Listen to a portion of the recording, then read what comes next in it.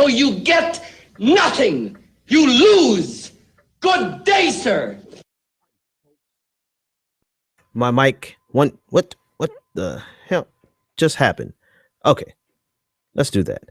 I don't know what happened, so I'm just gonna run this, and whoever comes in the room and hangs out, I need to see what happened. I think this has happened before with YouTube, where they just cut my stream, but I think before it actually ended instead of freezing up. I don't know, but it's whack. Google, it is whack, my friends. So let's see what's going on.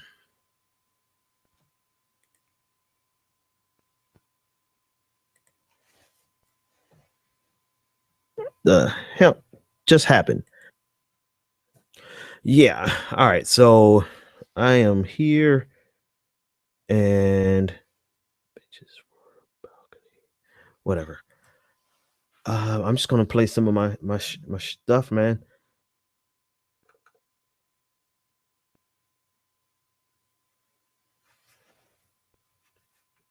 Well, what the? Now what? If it ain't one damn thing, is another. What the hell? Give it to me. Ladies and gentlemen. Ladies and gentlemen. Okay, there we go. Ladies and gentlemen. Ladies and gentlemen. You are now about to witness the truth. Yeah, boy. Let's get ready to rumble. I'm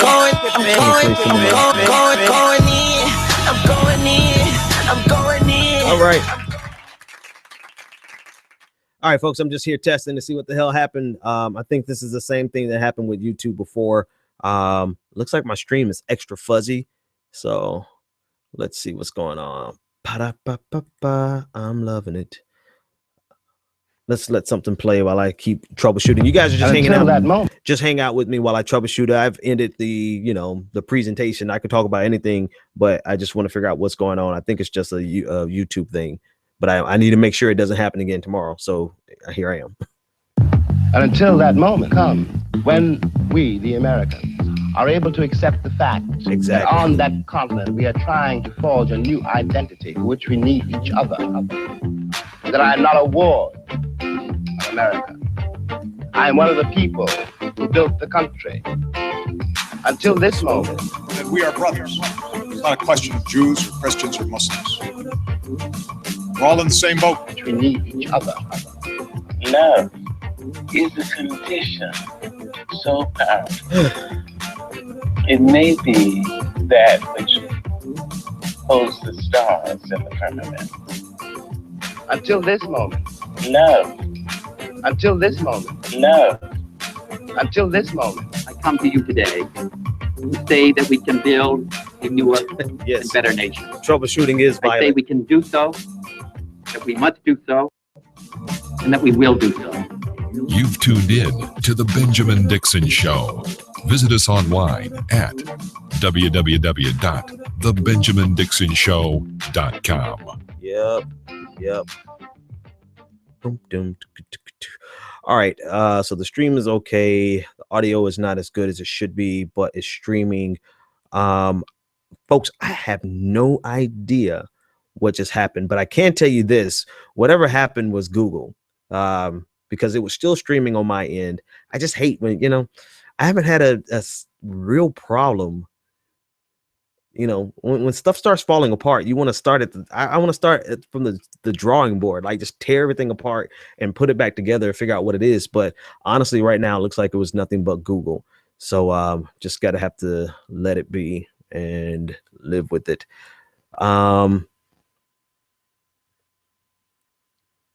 Just listening in, I hear some noise.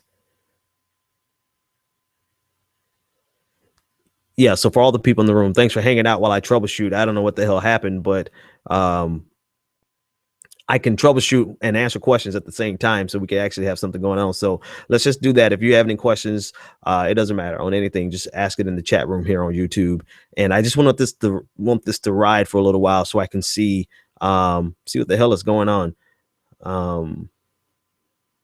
Yeah.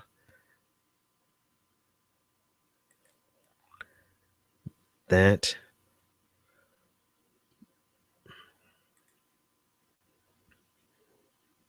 And that. try. Yeah, I'm thinking about it, Carter. Really haven't done Ustream before, but at this point, if I have problems with YouTube like this again, then I'm definitely prone to go over to I know, costs 80. That's the thing with YouTube. I mean, I do remember one show where they just cut me off completely. I think this is different because it actually froze me, which is weird as hell. But you just have to live with it. So what was I talking about? I was talking about whatever you guys asked me about in the chat room while I finished troubleshooting, because that's all we're doing. Everyone who's here, I'm just here troubleshooting. So one of my guys said that one of my listeners said that they had a hard time on Spreaker. All they heard was static, which is weird because it came through fine for me, but it just seems like, listen, it's been one of those days. Let me tell you about my day. How about that? While I troubleshoot, I'll just tell you about my day. First of all, I woke up late, then went to drop my kids off, hit my head so hard on the trunk that I it hit myself here, but I felt it down here in my cheekbones. That's how hard I hit myself. And then I had to work from home because I needed to take my son to do some stuff that he needed to do. And I end up missing an appointment with one of my top managers, my manager's manager, for training. And so I'm sitting there just looking crazy and embarrassed. Then it's just all kinds of things. It's just been one of those days, and culminating with Google kicking me off in the middle of my show. So we're going to leave this one in the history books and just call it a night. I don't see any questions coming across the chat room. So I think you guys are out of talking and I'm out of talking. I'm just going to charge it to Google. And okay, first question that came across: how important are names? We could just call ourselves democratic socialists instead of Democrats, but I think the term progressive is very similar. It is very similar. Names are important in terms of, see, conservatives have a very convenient name, and because everything sounds, I think everything sounds so comfortable. When you say conservative, it sounds safe. It sounds like that there can be no wrong with conservative. But when you think about, well, let me go here and then I answer the rest of the question. With liberal, they're able to vilify it. Like, liberal, you want to live socially liberal. Oh, that's terrifying. You want to be, so, they're able to vilify liberal and by extension progressive, right? It's not so easy for them to vilify progressive because progressive has such a positive connotation. So if you say democratic socialists, for instance, they have successfully vilified socialism so much that they don't even recognize the fact that America has been quasi-socialist all along. Right. So it's just a very effective propaganda campaign to redefine those names. And for me, it's time for us to do the same thing. Turnabout is fair play, right? We need to do the same exact thing to conservatives once we reveal to people what they're actually trying to conserve, which is a status quo. They're trying to conserve the system that was run, that Bill O'Reilly said is run by white Christian men. And I'll add on straight men, right? That's the power structure that they're trying to conserve. So the power is in the name, and we should be cognizant of that, but we also need to be, instead of defensive, we need to be offensive and redefine conservative to mean, or expose it to mean what it actually means, to conserve the status quo, which is, according to Bill O'Reilly, America is run by white Christian men. So that's what we need to clearly define conservatism as, because that's what they want to conserve. Let me look at the other questions. I think the majority, this is Dixon Francois, I think the majority of Democrats want to elect the first woman more than they want to elect a progressive. I also believe that if Warren ran, she'd outperform Hillary, more progressive and a woman. I absolutely know without a shadow of doubt that right now it would be Elizabeth Warren in first, Hillary Clinton in second, And that's it. It would have been a woman versus a woman, because Bernie Sanders probably wouldn't have run if Elizabeth Warren ran. And Martin O'Malley would have been crushed. Elizabeth Warren was the Barack Obama of 2016. She opted to not join the fight. And I think that was out of loyalty to Hillary Clinton, loyalty and solidarity to their womanhood, perhaps, but definitely just political allegiance to Hillary. That's the only feasible way. She read, I'm sorry, I love her so much that I hate to call her a liar, but somebody in her camp put out this lie that they looked at the numbers and realized that they couldn't win. That's bullshit. Right? They definitely could have beat Hillary Clinton, or at least had a competitive competition. So it is what it is. She's not there. And I agree. They do want to elect a woman. And I do believe that it's time for a female president. How I wish it would have been the right one, which would have been Elizabeth Warren. They're right here. I'm about to throw them on so I can get the rest of them. Better luck next time. Yes, the screaming is liberal. LOL. Do you think the GOP will nominate Rubio, knowing their history of being anti-minority and stand? You know what? I think, Carter, to be honest with you, I have a video out there on Bill O'Reilly and totalitarianism. It's my second video on YouTube, period. Go back and watch that video, and I explain it so good in that video. But here's the thing. And maybe we should just do YouTube a lot more informal, because when they cut shit off and you just got to go with the flow, it kind of messes up your flow, right? I'm up here trying to do a damn show, and then YouTube cuts me off in the middle of the damn thing. But anyway, I like the question and answer. They will absolutely elect a minority, so long as that minority does not identify as a minority. They would absolutely, without a shadow of a doubt, they would love to have Marco Rubio in the White House, because he's willing to sell out his minorityism. I'm a bastard at making up words. Boy, I'd be making up some shit. So he is willing to sell out his yeah, let me take him off anyway. We all know what's going on with those glasses. He's willing to sell out his identity, his own legacy. He came over, his parents came over as immigrants. He's willing to sell out the opportunity for someone else to do so, right? So as long as you're willing to sell out your identity in exchange for whatever is important to conservatives that month, right? Whether it is, fighting against abortion, and here it is. Let me actually correct myself. It's not whatever is important to them that month. It is whatever fits perfectly into their neatly crafted paradigm, that if anyone has anything outside of that paradigm, then you have to sacrifice that in order to be successful. And if you don't sacrifice it, you can't be successful. Look at every person who's in the lead, in every person who is on that stage, right? That is a minority. Bobby Jindal is gone, but he had no identity. He didn't even like his own name. So, right. So he changed his name to an American sounding name, Bobby. Right. And he sells out any idea of immigration. He's willing to sell out anything, affirmative action, anything that would benefit him as an individual, as his identity, right? His Indian heritage. Marco Rubio completely turned against one of his own policies so that he can stay in the graces of the Republican Party.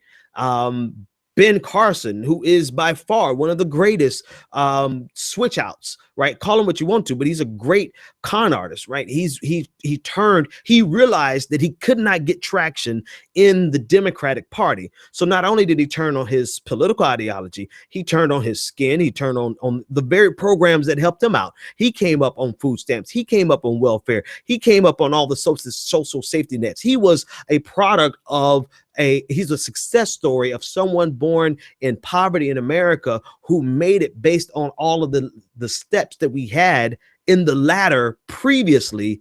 Now he's looking back and saying, just tear that shit down. You don't need that, because I made it on my own because of the grains inside of the silos, inside of the pyramids, right?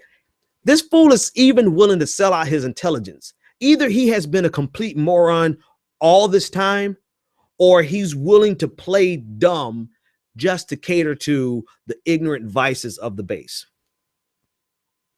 All right. The main criticisms. I hear Bernie. This is from Aaron. I hear Bernie. The main criticism I hear Bernie is unrealistic goals, given the amount of money it would cost to implement what he wants. How realistic do you think his goals are? I think Bernie has a responsibility to put out a concrete plan so that we can see exactly how he's going to accomplish it. Universal health care, to me, is a paradigm shift that almost can't come from one administration. Now, I think President Obama broke the seal on it and moved us one step closer with Obamacare. And so maybe the next administration can take it there, but it's going to require a really detailed plan to help us see how we're going to finance it. In general terms, though, and I don't want to speak in general terms for Bernie. Bernie needs to get out some specific terms, be honest with you. But in general terms, can we afford it? Absolutely, we can afford it. Is it going to cost us some money and some comfort? A little bit. Look at the 9% tax increase that we're going to get based on his plan, right? So it's going to cost some money, but then it's like it's an exchange, right? You're paying 9% more out of you're paying 9% in taxes to go directly to this program, but then you're not paying the same deductible that you were paying, not deductible, but the same premium that you were paying every single month to your healthcare program. So we need to start seeing how does that really play out, right? So if I'm paying 9%, I did it based on my salary. I shouldn't say what my salary is. It's kind of low. All right. But I did it. Let's do it based on $100,000 a year salary, right? 9%, $9,000 that you're going to have to pay for this program. Divide that 9,000 over 12 months. So you're looking at a little less than $900, a month that you're paying for healthcare. Split that up into pay periods. So about $450 a pay period. Now that's not cheap, right? It's not cheap at all. And actually, that's kind of the thing he's going to talk about, right? But what is that person paying right now? Me and my family, I couldn't even afford health care at one of my jobs previously because it was going to take $800 out of my check every pay period. Every pay period was going to cost like $1,500 a month to cover me, my wife, and my 2 kids. And this was when I was teaching. It was ridiculous. It is so exorbitant. So we don't really know what that looks like and how it plays out for people at different income brackets. But Bernie needs to produce that plan, right? So that we can see what is that actually going to look like compared to what we're actually paying. The ultimate benefit of it, though, is a system where a person who is sick doesn't have to go into bankruptcy because they're sick. And because if you look at all the people that are going bankrupt, what is it about an average of 11 million people a year, some ridiculously high number. I could be wrong, could be 3 million. I don't know. But 3/4 of the people who are, I do know this stat, 3/4 of the people who are going bankrupt because of medical bills. I know exactly what it is to have a medical bill that you can't pay. Like I went to the hospital one time because I had chest pains, and turned out it was acid reflux. I was young. I didn't know what acid reflux was. I thought I was having a heart attack. And but I got a $9,000 bill for a 3-hour stay for acid reflux. And I couldn't pay that, So it really will pay for itself in that we won't have the increase in prices because of 2 things, because of all of the unpaid medical bills, but then all of the exorbitant prices that pharmaceutical companies can charge. All right, that's the Bernie Sanders thing. All right, what do you think about the judge in Kentucky who's facing dismissal for his stand against all white juries? Judge Olu Stevens. Yes.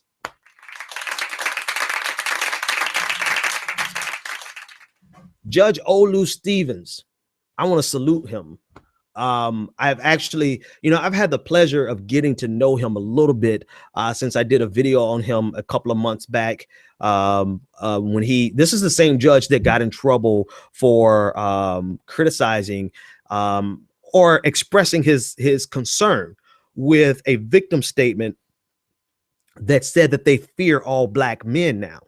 And so he said he was offended, and rightfully so. I think it should be, everyone was offended by that. And it was a complicated situation where he was criticizing a family who had been victimized. But at the same time, they said something that was offensive. You go back and watch that video. But because of that video, they reached out to me, and I've had a chance to get to know him and just listen to him over the last couple of months via social media. And, you know, one thing that he says that stands out to me the most is that actually one of his family members tweeted this, that some people are swatting away at the leaves of systemic racism and other people are attacking the root. And I believe Olu Stevens is attacking the root. I don't know if I did discuss it. I do remember discussing it on the show. When it is an all-white jury, black people are convicted 16% more times, at a rate 16% higher. When there is one black person on the jury, it comes into parity, meaning that white people are convicted more and black people are convicted less, and we're convicted at the same rate. And that's the way it should be, right? When you look at it, an average of 1,000 cases, black people should be convicted at the same rate as white people, right? There is a systemic problem when your jury and your justice system convicts one race at a more frequent rate than any other race. You could try to scurry back and say, oh, it's a matter of well, more black people are guilty. Really? Let's think about that. Let's think about that. Of all the people who are arrested, we're talking about a population of people who have been arrested. You think of everyone who's arrested, all those white people are innocent and all these black people are guilty, such that there should be a disproportionate rate of convictions for minorities. And so Olu Stevens knows this study. He realized, and he looked at this jury pool and saw that there's not one black person, not on the jury, but in the damn jury pool, which means out of like 50 people, there was one black person, and the prosecutor got rid of the one black person. Now, if you look at this study from Duke University, that means that here's a black man on trial for a drug crime. Maybe he's guilty, maybe he's not. But because he has a white jury, he is more likely to be convicted than if he was white. That is not justice. And so what the prosecutor has done in return he has appealed to the Supreme Court. And now he is essentially suing, or whatever the proper term is in legal jargon, but he's essentially suing for the right to have an all-white jury. That is one of the most absurd things that I've heard in a long time, especially because there is documented proof that when you have an all-white jury, black people do not get the same justice as white people. And when you have an all-white jury, when you think about the Holtzclaw, whatever his name is, Daniel, whatever his name is, the police officer who allegedly assaulted 13 black women, he has an all-white jury. He is more likely to get off. All right. Let's see the next question. If you were the manager for Bernie, what would you advise him as to the blessed plan of attack on Hillary? The flip-flopping angle, the neocon angle, he needs to take the gloves off and go on the attack. I would advise him to do all of the damn above. And I would advise him to get some key female women endorsements. I would advise him to hammer Hillary Clinton on the LGBTQ issue, play her words over and over and over and over again. I would hammer her on the Iraq war and play those words over and over and juxtapose the Iraq war to what happened in Paris, because there's a direct connection between what happened in the Iraq war. Listen, if Bernie Sanders, folks, I love Bernie. I do. I really like Bernie. If Bernie Sanders doesn't take the gloves off, he's not serious about winning. And I know that's not fair to say, but I'm going to say it anyway. You cannot win in this bloodthirsty, nasty, grimy, dirty, horrific, putrid political environment being the nice guy. You can't. He's going to be eviscerated by Hillary Clinton, who is a hound. She is a political hound, and she will sniff out any drip of blood and attack him. So he's got to return in kind. He's got all this, you know, I know a lot of people are afraid that if he attacks her, that somehow he's going to be labeled a sexist. He's being labeled a sexist anyway. His fans, some of y'all are sexist. I'm going to be real. Some of y'all Bernie Sanders, y'all need to come on with the misogyny. I don't know about this group in here. Most of you guys are probably cool in here, but the social media folks, when you listen to this later, you chill out with it. But then for the most part, they're going to label you a misogynist anyway. I was labeled a sexist over something ridiculous because I was calling out Hillary Clinton for saying she's a woman so many times, right? So if you're going to be attacked for not doing something and you're not doing all that you could because of that something, then you might as well do all that you can because they're going to attack you. And you're damned if you do, you're damned if you don't. You might as well do what's going to be in the best interest for your campaign. Take the gloves off, attack her on every single issue. The flip-flopping, the fact that she's not a progressive, the fact that she is partly responsible for the Iraq war, and the fact that she did not support LGBT rights until it was popular.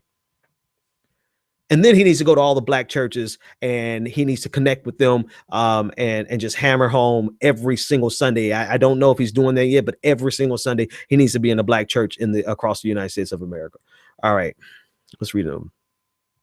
From what we waste on the military of foreign expenses, the American economy can afford anything. Yes, I agree. What's the big deal? Fight for 15 endorsing Fight for 12 Hillary today. You know what, Michael? I didn't see that. I didn't see that. I want to know what their justification is, because, you know, Fight for 12 is just another cop out, if you ask me. He needs to take down. Yeah, he needs to take her number. Billy was mistaken. Yeah, they called him sexist for using the word shouting. Right. You know, I would say that was condescending. I got to remember the context. I don't quite remember the context, so I don't want to give commentary on that. They called Obama sexist too, but Bill and Hill were being so racist, it was a wash. Yes, they were being extremely racist. And so here's the thing. You can't, and this is partly liberals' fault, right? This is actually, I'm going to lay this at the feet of white liberals. Let me tell you why I lay this at the feet of white liberals. And I love you guys and I appreciate you guys, but sometimes you guys do call things racist that are not quite racist. And that tactic is used in a lot of, God, I'm about to say this phrase. I shouldn't say it. I shouldn't say this phrase, but it's at the tip of my tongue and I almost can't, it's almost word vomit. Social justice warriors. I hate that as a pejorative, but because it's well, anyway. But sometimes we label things racist that aren't really racist. It's a little more nuanced than that, but it's so easy to call it racist because you don't take the intellectual time to figure out what really happened there. And because of that, you make it easy for people to dismiss what you're saying.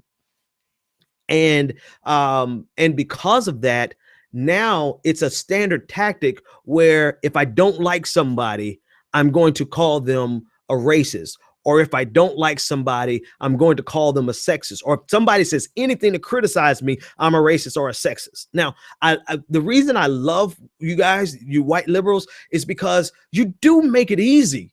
I mean, you make it easy. You know, it's easy just to call Newt Gingrich. You know, it's easy to call him a racist because he says something that's racially tinted, right? But it's not always night and day. And now you guys are being the victim. We're all being the victim of it by a lot of women and some men. Actually, it was a man who called me a sexist, claiming anyone who disagrees with Hillary's campaign is a sexist. So it's like it's a you know, our chickens are coming home to roost. You know, we didn't take the intellectual time and to think about what was actually wrong with all these people's critiques of Obama. The fact that they were disingenuous, right? We could have started there. The fact that they really carry no weight in context of that they had no alternatives. There were so many angles that we could attack it from and save racism for last. Now, contrary to popular belief, I don't think I really call a lot of people racist. And I had to pause and think about that myself. I think I talk about Black Lives Matter a lot. I know I do that. I talk about systemic racism a lot because back with the Olu Stevens case, that is systemic racism. That is structural racism. I don't care too much if you call me a nigger. I'm lying. I do care if you call me a nigger. I'm lying. I'm sorry. But I'm more concerned with the structural problems. The fact that an all-white jury is going to convict a Black person at 16% more times, at a rate of 16% higher, a higher rate of 16%, whatever the correct way is to say it. That is a structural problem. Another structural problem is the way that we see Black people almost from, and it's not just a white person thing. The other day, and I'm going to move on. The other day, I was riding through Brockton, not Brockton, I was riding through Roxbury, and my doors were unlocked, and two guys were walking up on my door, and I was like, am I going to give in to the same stereotype and the sensation and the urge to reach up and lock my door because two Black guys who look like they could probably wipe the floor with me are walking up? Am I going to do the same thing? That's structural racism. That's white supremacy. That is conditioning, and it affects everybody. It's not just a KKK thing. It is a Black thing. It's America. The fear of Blackness is America. So I don't talk about racism in the sense of, oh, he's a racist. Oh, you're just being racist. That's easy. That's the Lucky Charms of politics, right? And now we're suffering the same thing with with Hillary supporters. We're saying, oh, you're just being sexist. Well, they're going to play that card one too many times. And if they run into somebody like me, then I'll unpack it why they're wrong. But a lot of times when people get called a sexist, then they just get quiet. But instead of talking about the structural things that are really the problem. Anyway, I went on like 12 different tangents there. I was raised Jewish and knew some Jews use the Holocaust and Nazi card to delimit. Yeah, absolutely. You can't say shit about Israel. You can't say anything about the Jewish people. You cannot say anything. You say anything, that's it, right? And it is a tool to silence any dissent. Like, who's really criticizing Israel's treatment of Palestine on a national media platform? Answer me that question. And I'm not even going to be the ones to start tonight. Nope. I got to pay bills. Yep, the 3 a.m. call. I knew exactly what you're referring to, Michael. Yeah, Dixon, I did. I got called. Let me tell you, the one time I got called the N-word and couldn't do anything about it. I was walking with my wife in Jacksonville, Florida, or on the Fernandina Beach, Florida. Look it up. It's actually there.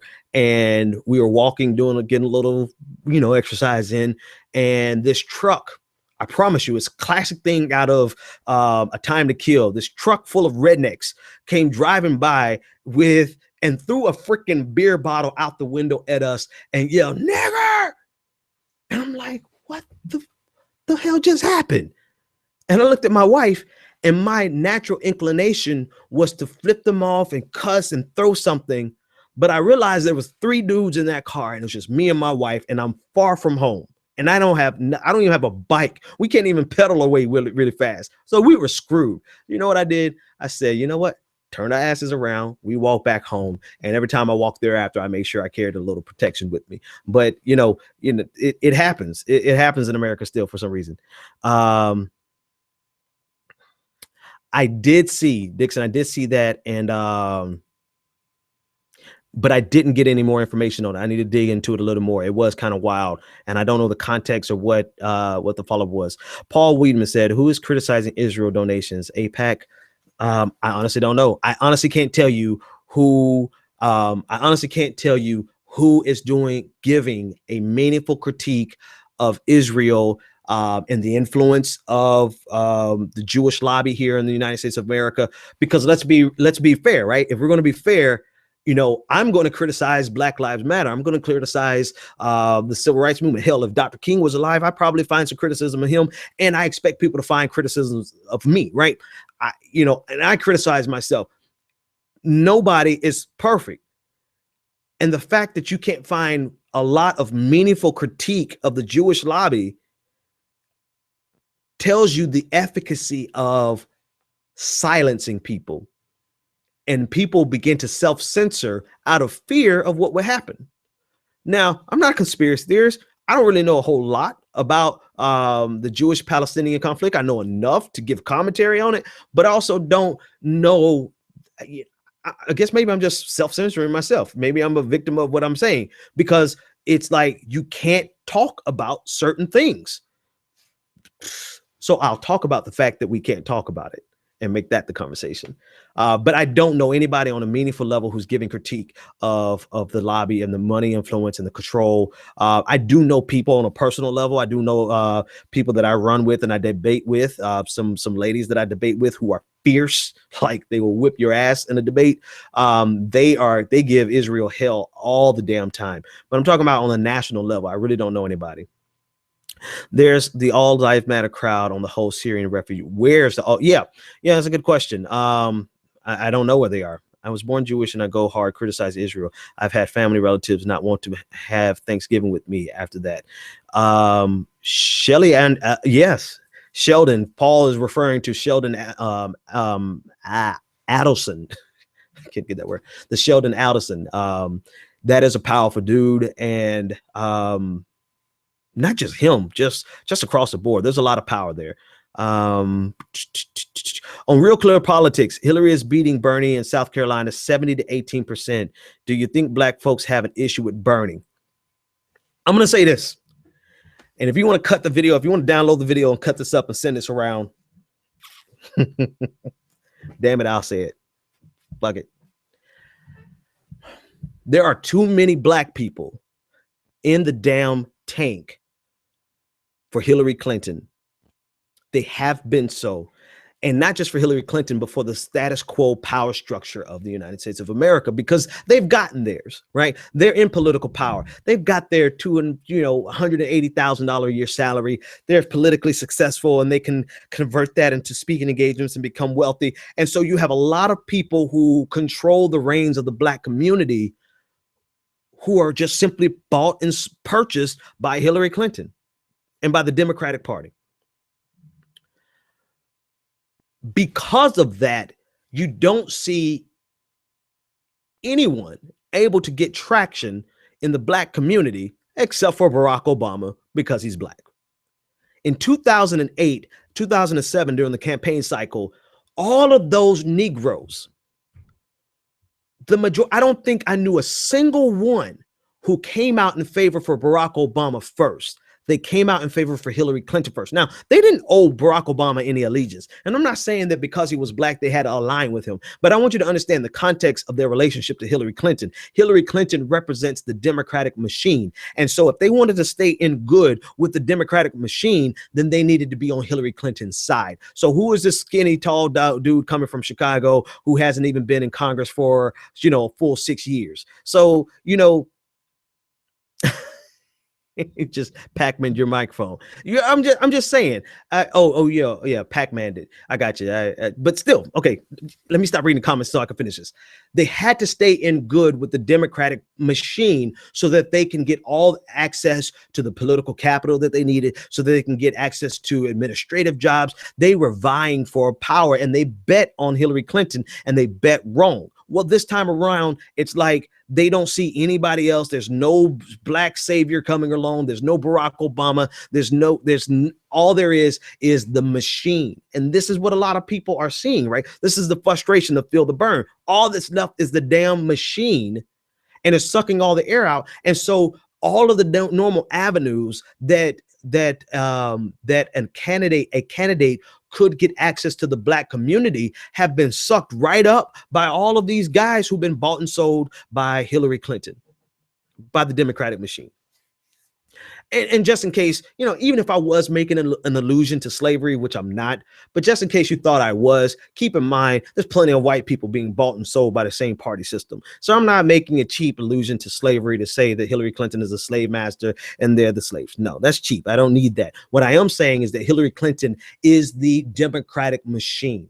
And if they want access to political power, they all have to align with the person they think is going to win. Pretty much. All right. Let me see. Is there any other questions? Did you hear that Salt Lake City elected the first openly gay mayor, Jackie Bykupski? Culture changing is happening. I'm hopeful she'll be good. Yeah, I did hear that, and I think that's a great thing.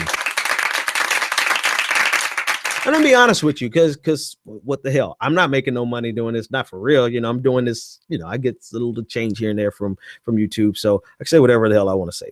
And I could be truthful. The last thing that I had to overcome for myself was gay marriage and LGBT rights. I come from a traditional conservative Christian background. And I had problems with gay marriage. I had problems with homosexuality. I had the full nine. I was no Ted Cruz. I was not Mike Huckabee, because I was always a thinker. And what happened was I actually sat down and thought about this thing. How am I progressive and a Christian?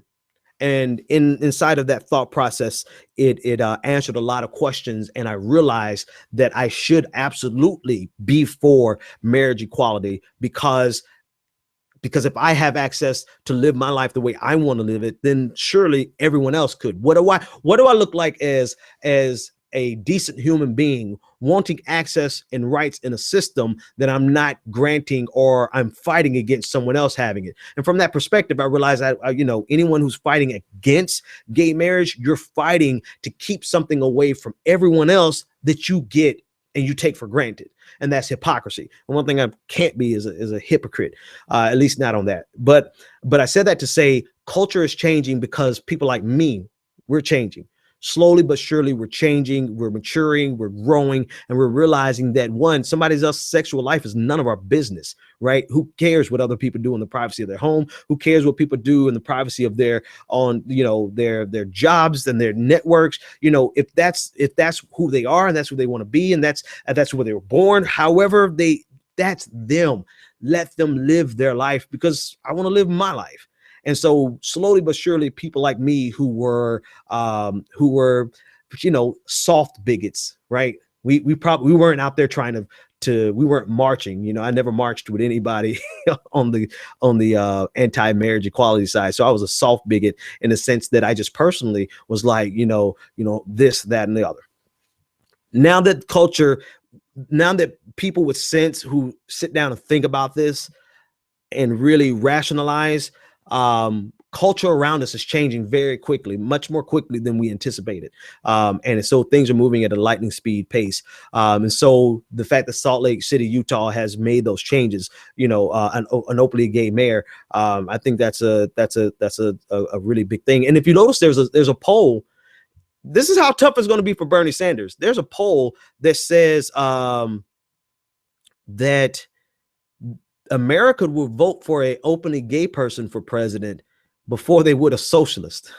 That's how good the propaganda machine is. They would vote for an atheist, I believe, before they would a socialist. Socialist was like second to last, if not the very last. I think atheist might be last.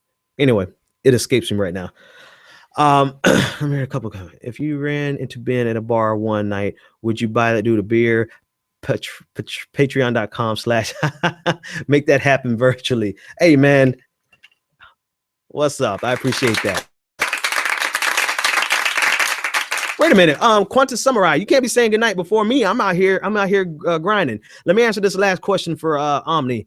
The Christians that are focused on money, who don't care about the poor or the refugees, who hate the sinners, if they're not emulating Christ, what do they see themselves as? Authoritarians, warriors in a spiritual battle, people who are second guessing Jesus's words. I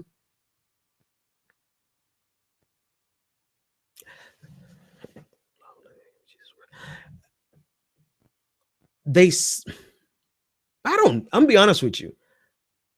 No, I do know.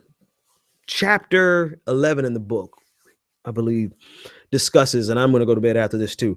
It discusses the new religion. There is a new religion that was born out of republicanism and evangelicalism. They merged, they married, and they had a bastard child. And it's the conservative religion, right? It's the people who can say, praise the Lord and pass the ammunition. That's a bastardized version of Christianity, right? Even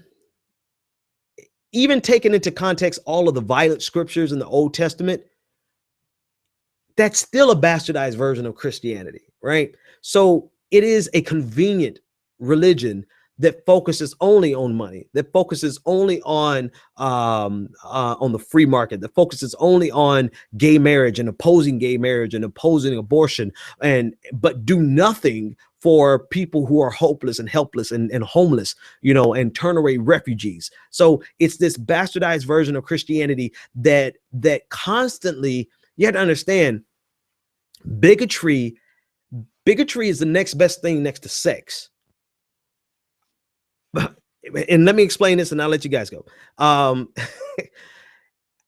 It's the next best thing. It's the best thing next to sex because it gives you this satisfaction.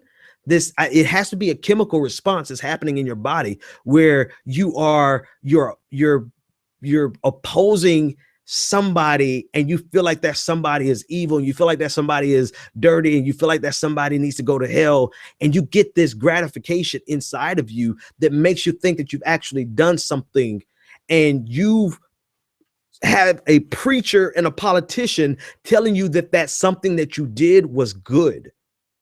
And so it's just instead of having a preacher tell you, no, you just crucified this person. You just made this person feel horrible. You just destroyed a person without even looking at yourself and what you did wrong. But instead of having a preacher who corrects them like that, they have a preacher who feeds that and fuels that. And so you have this one big clusterfuck of bigotry from the pulpit into bigotry in the pews. And so to answer your question, they think they're doing the right thing.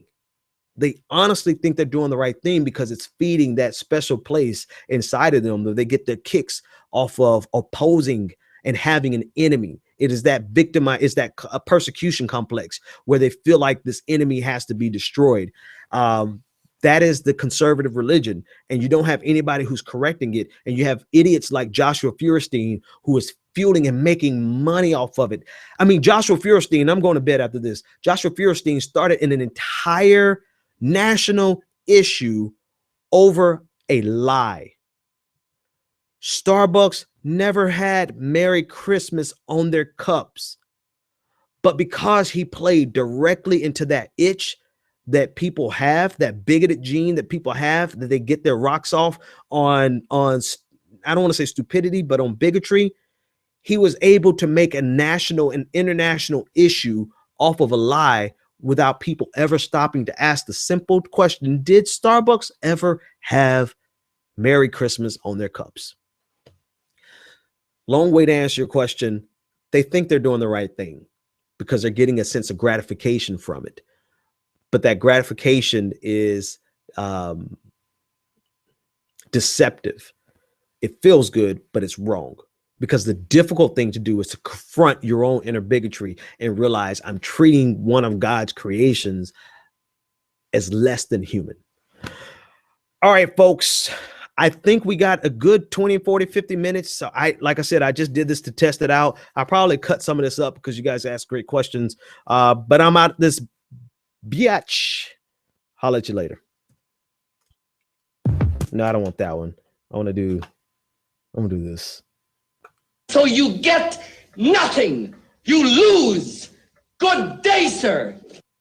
No war on Christmas. Christmas is fine. Christmas started after October and it will be here until January 1. So not much of a war. All right, guys, take it easy.